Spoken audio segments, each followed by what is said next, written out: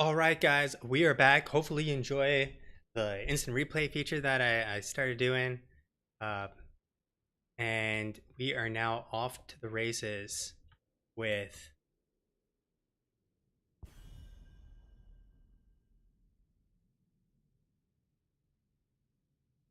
the next map, which is going to be Cursed Hollow.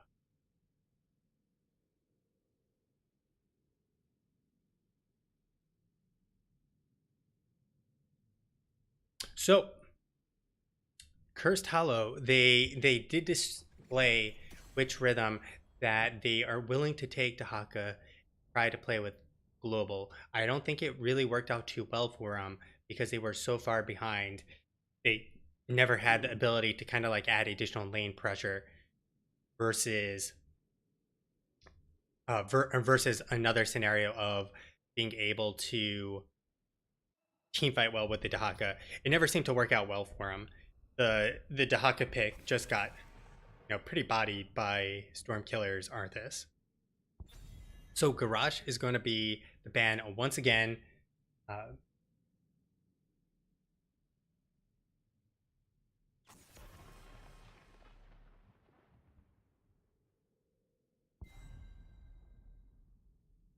all right, so there's a lot of different things you can play here. There's the macro game. There's Hanzo. There's Tyrael even available. Going for those bosses on Cursed Hollow. Now, Jailbait showed that they can execute really well, and which rhythm, their macro decision making, as shown by one of the instant replays, was not as good. Their execution and rotations are really slow in comparison, and because they're so much slower, they're getting no opportunity to capitalize on any advantage they do get themselves. So let's actually jump on into the real draft that's going on at this very moment.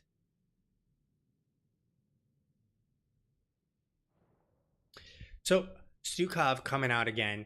The Stukov pick worked quite well for him, in my opinion. Stukov is, in general, a strong pick, and it was played well by Jailbait. So we have a Li Ming in Malfurion. The Malfurion was okay. I thought the Twilight Dream worked fine. I didn't have a chance to go over every aspect of the build, but it's interesting that they took Li Ming already. I'm not quite sure why they would pick Li Ming so early versus someone else,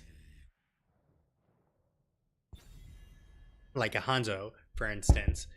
Now, we're going to see the Maev and the Diablo this time around. So this is full-blown Hell in a Cell going on right now. They'll be able to Diablo charge APOC in there, Silence in there, and I'm pretty certain Jailbait will have the ability to execute this based on what I saw. So Malfurion, Li Ming, you still need the solo laner, you need a main tank. You could, but it would be dangerous to get another melee, so you'd have to play it with double ranged, in my opinion. So Hanzo, I think, is the way to go, like for what they want to pick up. They can ban out a solo laner. They can ban out a ranged DPS that they don't want to deal with. They could. Well, those are really the two bans I see that are available on the side of which rhythm. So they're going to ban Medivh. Medivh is a great enabler. He can poke from range. He can get people in and out. And if you watched the games last night between Luxorian Sun and Salted Snacks, absolutely ridiculous. It just became perhaps one of the worst feelings in the world when you are trying to kill someone. Medivh drops a portal and the entire team walks away, and like you execute really well, but you can't do anything because there's a guy on the other team who basically says, I have the equivalent of nearly a gust available in a fraction of the time that it takes, or the cooldown is for gust. Because really, like if you treat the portal solely as a gust for disengages, you always have it up. You always have it up, and you cannot die. Well, you can die, but it's going to be very, very hard to die. So ETC is going to be the ban here. I'm not quite sure I like the ETC ban because they have the Diablo. And honestly, Diablo pretty much counters a mosh pit ETC. So really not that scary in my opinion. And there's still the potential that they go stage dive specifically because of that. And if you don't want to really deal with a stage dive, I'm not really quite sure, honestly, why you wouldn't want to, deal with.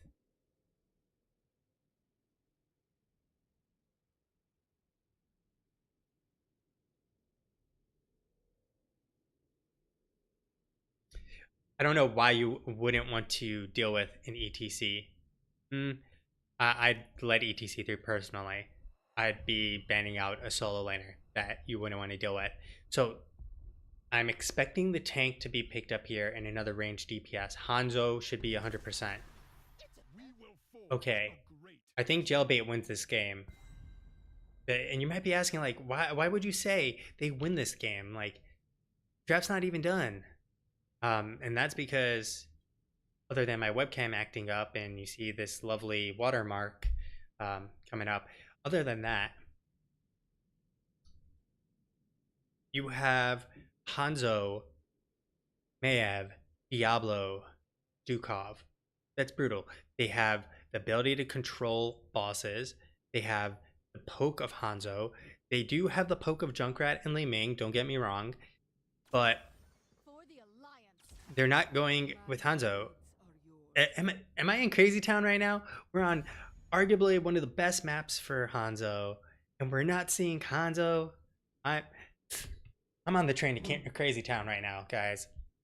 And maybe it's that I'm just that tired, but you should be going 100% with a Hanzo, in my opinion. I like Jaina. Don't get me wrong, but I don't think this is the Jaina comp because Varian has to charge Jaina or Maev, but Jaina doesn't have the range to deal with Junkrat or Li Ming. Whoa, we're seeing a wild Zeratul. So we're going to get Junkrat probably in the solo lane, which works. This is actually a nice switch up here. A bit of like a trip, if you will, for me. It tripped me up in that you don't see the ranged assassins or ranged specialists, whatever, normally being played as the solo laners. You're going to see it probably more with Phoenix, and then I'll probably bring about some more heroes like Junkrat going back to doing the solo lane. But you don't see that too often. The solo lane actually being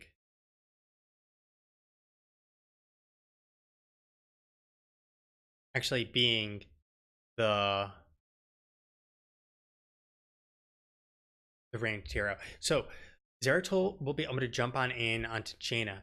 Now, I don't know if they'll be able to obliterate him because if Smug Dolphin pays attention and holds his combo, Zeratul is dead. And what's also interesting is Blitz is the main tank this time and not Real Rad Dad. So let us reintroduce these two teams for game number 2. So we got Joe DiMaggio on that Maev. We got Fragastellar on this Dukov. And interesting Easter egg. Grab material, grab the rocket, and ride that bad boy and watch the animation on it. It's beautiful. It's not work appropriate, but it's beautiful nonetheless. We got Galaxy on Jaina this time. We got Smug Dolphin on the Diablo. And finally, we got Stormkiller on the Sonya. And that'll be your Jailbait.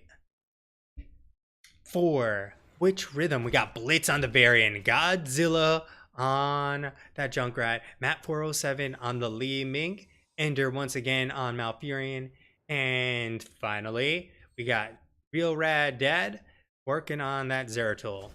So he's sitting bottom. I guess they're actually gonna have Zeratul solo lane and Junkrat solo lane. This is definitely feasible. Like, he's not the fastest solo laner by any stretch. And we'll see him pick up the Greater Cleave build. I think it's getting more popular, especially with how many people generally have melee. And so you can get a lot more value out of the Greater Cleave. In the meantime, we're looking at a potential gank. Godzilla does avoid the blizzard, but he's walking closer to Joe DiMaggio. Joe DiMaggio coming on out, going to get the pull, and he should be able to get out of here just fine nonetheless. And there he goes. Pops on out with the mine, say goodbye to Junkrat, taps, and he's good to go. In the mid lane, we have Li Ming and Varian along with Malfurion just holding down the 4. So Stormkiller should win this lane pretty easily. I mean, he has War Paint.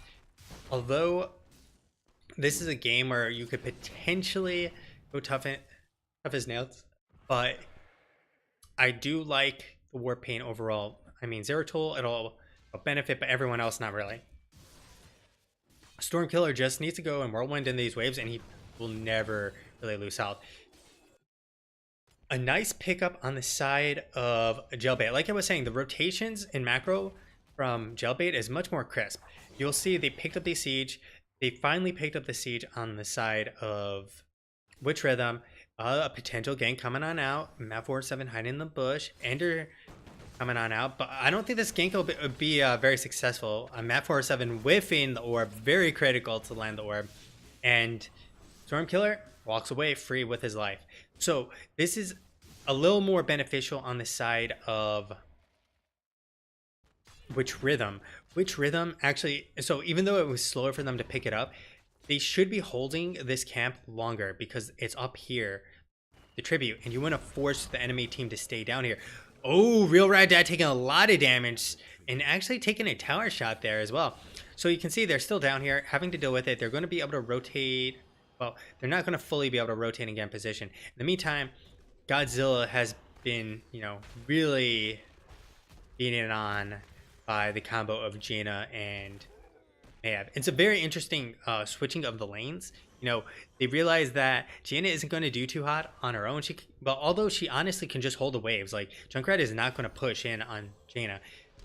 Smug Dolphin coming on in, Blitz stopping that. We got Zeratul rotating up really slowly now. He'll be last to the action. So 6 versus 5 coming on in. We got the Poke War pushing the lanes out.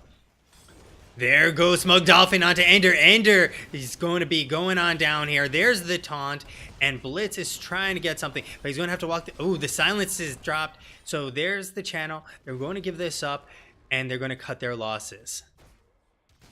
So a nice dive on in there by Smug Dolphin.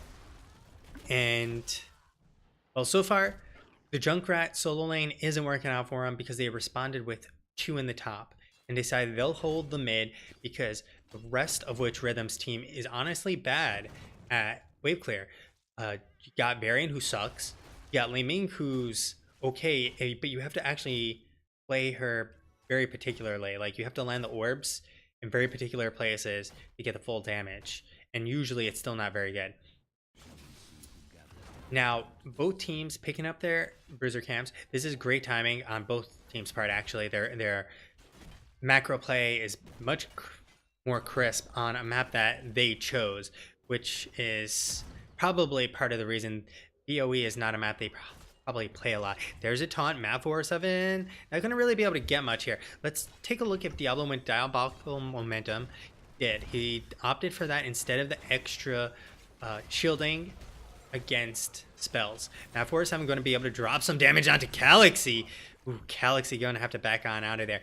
The bruisers are up here. Bruisers have been cleared, and this is going to be a free tribute potentially. Okay, we got the Ming, we got Godzilla, and he'll be able to stop this for quite a while, but they need to clear this up, honestly. That's going to push on in. There's the stun on Real Rad Dad. They put him over, but Godzilla with a nice knockback separate him. There's the taunt onto Mayev. Mayev is going to be going nowhere. There's the orb in the back from Map 407, and First Blood has gone on over to Witch Rhythm. There's another kill. They get Stormkiller. Stormkiller is going to be dead for another 16 seconds, and this means Tribute is on the side of Witch Rhythm. So they're looking a lot better this game.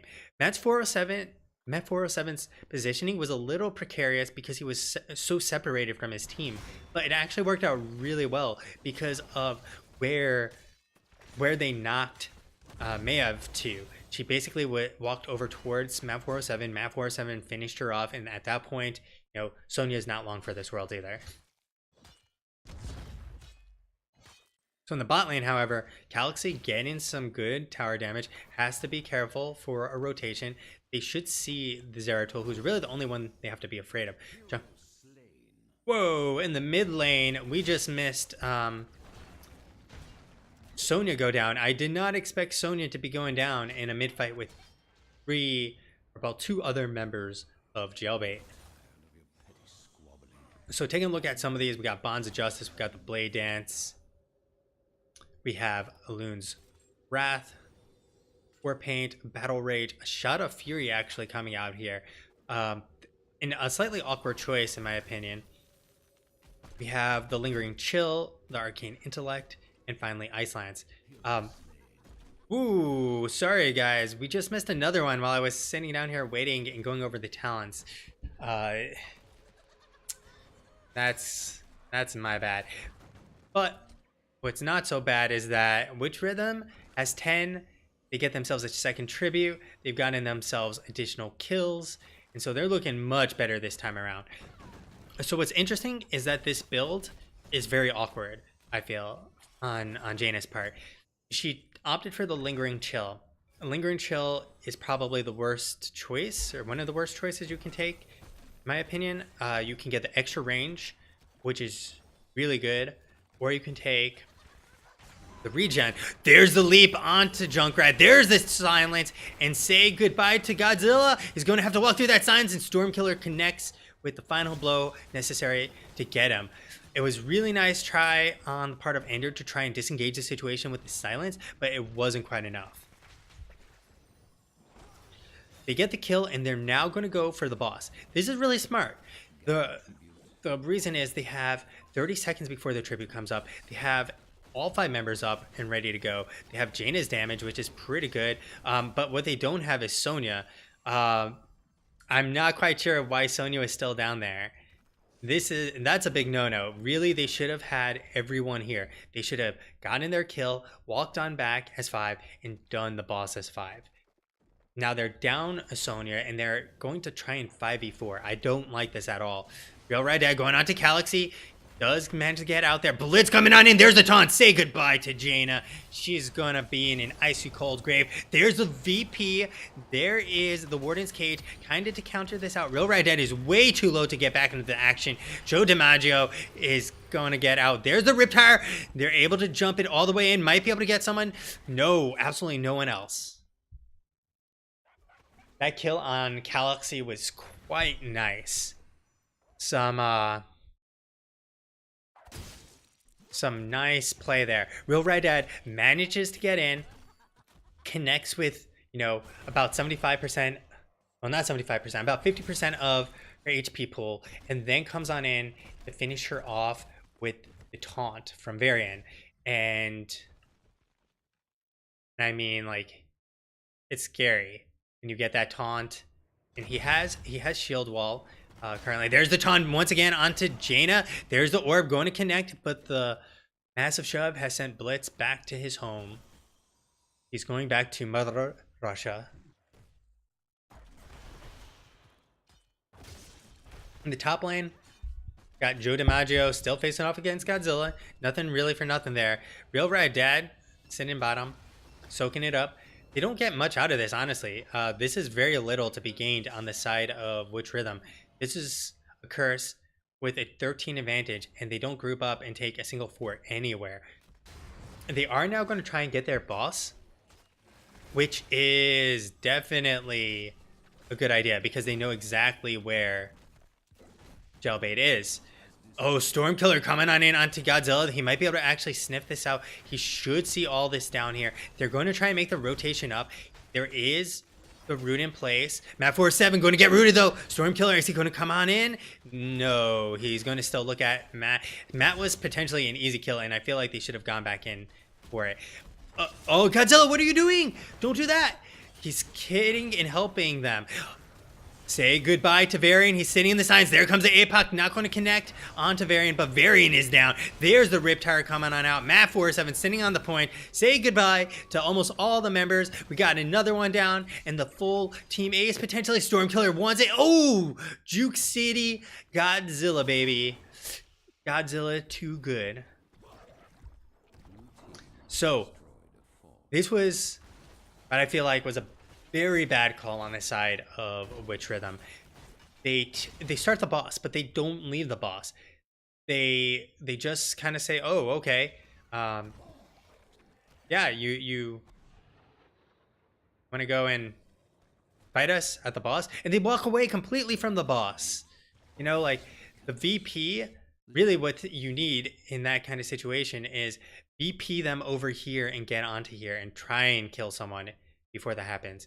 So they're clearing up this boss at this point, and well, takes down a tower, takes down the gate, and they're looking worse for the wear. They were looking solid, but then that boss call was okay, but they didn't have enough damage coming on out onto that boss. They basically didn't lose the fort. They rotate all the way up to the boss camp, and that's not what you want to see. Like, you need to pump out more DPS if you're going to be doing that. So we got from the Liming the full Illusionist, Calamity, Dominance. We have the full Cleave build coming on out. Shroud. We got the Wormhole. We also have on the other side, we got that Devastating Charge with one stack at the moment. We also have no escape. So interesting Sonya build coming on now. So she has a Shot of Fury, which allows her to basically use abilities significantly more often. And obviously her Seismic Slams will increase the damage of her autos. And then, well, she's going to be faster from her basics and heroics. We got the Icy Veins. We have the Numbing Blast as well. And I kind of like this in that it traps a Zeratul in place in comparison to the 25% armor removal, which is normally what you see. I feel like this is a stronger pick in this sort of matchup right now. And so I was saying before, like the regen talent at 1 Fingers of Frost, I feel is a better pickup because Jaina won't run out of mana. She gets the bonus damage, or you get the extra range so you can play safer and won't be in taunt range. Arcane Intellect is essentially making up for the loss of that Fingers of Frost, which means then you're also giving up a talent in turn, which I'm not really a fan of. On the other side, we had the Virulent Reaction. We now have the Collapse from Witch Rhythm trying to prevent this turn-in. They're not going to actually be able to prevent it. Very nice job on the side of Jailbait. Fully body blocking. There's the leap on in. There's the taunt though on Sonya. There's no one else there. There comes out the shield from Stormkiller. Real Red Dad has nowhere to go though. There's the blink. There's the charge onto him. He blinks back into everyone. Jaina. Oh, there she goes.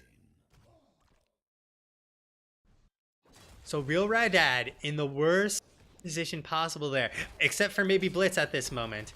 He gets caught out. There's another knockback available. Blitz going to be going down here. I have no clue what Blitz was doing out there.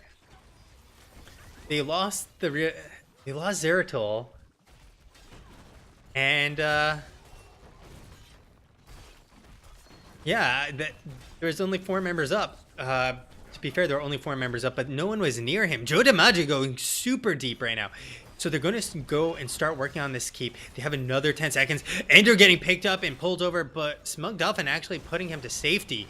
Ooh, Smug Dolphin with a big misplay there. Real Red Dad coming on back. There's a knockback, but there's not going to be any follow-up. They do keep the keep alive, which is very critical, but look at this huge wave bottom that's going to start chunking through the well and the keep. So Real Red Dad was in a precarious position, gets a beautiful blink back, and then finishes off Jaina thanks to the Rending Cleave. And remember, he also has Void Slash. Now, it looks like we're going to get Throw City from the side of Jailbait. Real Red Dad coming on in, but Stormkiller manages to get in time. little too slow. There's Stormkiller onto the backline. Matt 407, the APOC is coming on out. Blitz is caught in, and as is Ender. And Real Rad Dad is on Stormkiller, as is Godzilla and Matt 407. But they will not be able to get any kills in the meantime. Matt 407 is not long for this world. There's the silence very nicely done from Fragistellar. And Jailbait has probably just secured the second win. So the rotation coming out was really slow. They clear up the wave. They come back in, and for whatever reason, well, they go on down. They aren't able to get there in time, Witch Rhythm. They didn't use foresight. Oh, Real Rad Dad getting wall banged in there into the silence. He's going to get pulled on back. Real Rad Dad dropping the VP. This is going to buy him time. They still have 2 seconds before he's up. Real Rad Dad just surviving. Oh, Godzilla, can you make the plays here? Does he have endless nades? He does have endless nades. He's at 90, so he's going to be putting out a lot of DPS. Shields are down, 80% on the core in dropping. Real Rad Dad on Blitz. Ender is pretty low as well. They're trying to kill everything because they need to kill the boss and the people simultaneously. Core's at 30% and dropping. There comes a Riptire. Say goodbye to Maeve, but it's not going to be good enough. 11%, 10%, 6%, 0. And Jailbait walks away with game number 2. Not as convincing as game number 1, but nonetheless pretty convincing there. So taking a quick look at some of the damage, Witch Rhythm just making some like macro plays that cost them the game. Overall, their game was looking good, but then they lost Zeratul. Zeratul put out 42.5k, 38.4k, 33.8k. Jaina, barely a smidge, if you will. Like Galaxy did not put out anything. Yeah, she's top of the damage for her team, but when Diablo and Sonya are doing that much damage, she was getting annihilated by the side of Witch Rhythm. So really, what this game teaches you is you have to make the right decisions, and just getting kills doesn't equate to the right decision. And even if you're ahead, you can instantly throw it by making a very bad decision. And you saw like the boss that they lost, that was probably the key reason they lost. That first boss that they gave up on the side of Witch Rhythm, and then losing several members, or the full team ace, except for Godzilla. So 4 members. And that resulted in, like I said, the actual discrepancy between the two teams. So let's see if I can get maybe Galaxy in here for a chat real fast. So hold on tight as we get them all in here.